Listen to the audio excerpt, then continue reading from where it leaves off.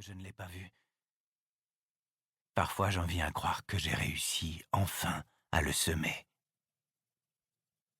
Y croire. Mais ça ne dure pas bien longtemps. Une voiture qui démarre alors que je quitte la maison pour partir au boulot. Des oiseaux qui s'envolent au fond du jardin quand je regarde par la fenêtre de la cuisine. Chaque fois, je me dis que c'est lui. Je n'ai jamais rien révélé à Holly. Comment lui expliquer? Comment seulement lui faire comprendre? C'est un contrat tacite entre nous deux. Elle ne pose pas de questions et moi non plus. Pour elle, je suis Josh. Point final. Je l'ai rencontrée au Rusty's, le bar où elle est serveuse. C'est elle qui m'a abordé. T'es pas du genre causant, toi. Ça me change des lourdeaux qui me racontent leur vie tous les soirs, m'avait-elle lâché avant de me payer un verre. Pendant plusieurs jours, j'ai bien essayé de résister, de ne pas tisser de liens. Je savais combien il m'était interdit de m'attacher. Et pourtant, peut-être parce que j'en avais besoin, peut-être parce que je sentais qu'après 4 ans, j'allais craquer, j'ai pris la main qu'elle m'a tendue. Nous avons commencé à nous voir de plus en plus fréquemment, puis j'ai emménagé chez elle. Elle m'a fait confiance, a pansé mes plaies. La nuit, lorsque je me réveille en larmes, elle me masse le dos sans dire un mot. Après l'amour, parfois, elle passe sa main sur mes cicatrices. Elle aimerait certainement me demander l'origine de cette balafre en arc de cercle sur mon bras droit. Savoir pourquoi je traîne légèrement la jambe gauche et comment je me suis cassé le nez. Mais elle ne demande rien. Jamais.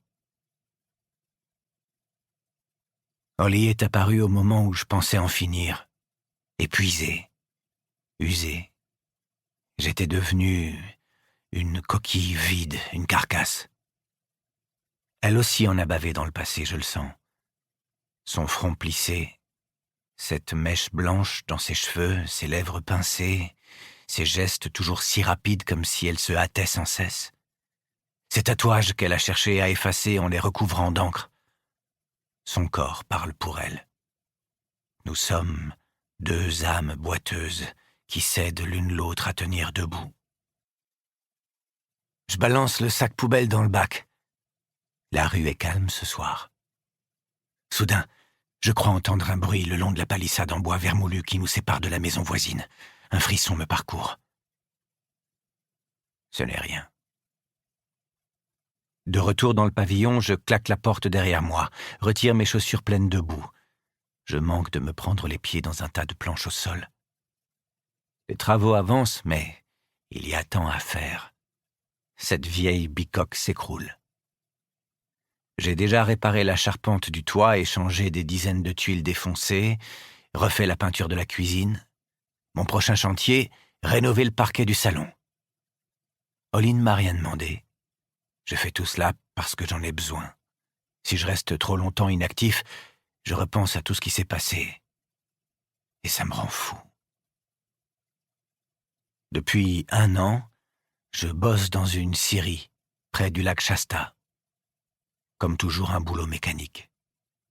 Positionner les grumes de bois sur les rails, lancer la découpe, répéter les mêmes mouvements inlassablement.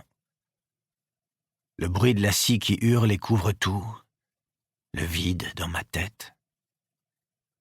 Nous nous couchons tôt. Holly est de repos et veut en profiter pour récupérer. Ces prochains jours, elle doit enchaîner 4 soirées au Rusty's. Avant de nous endormir, Holly m'enlace et me demande si ça va. Tu as été ailleurs toute la journée. Je lui réponds. Ça va. Ne t'en fais pas. Un petit coup de mou. Elle s'endort rapidement. Moi, non.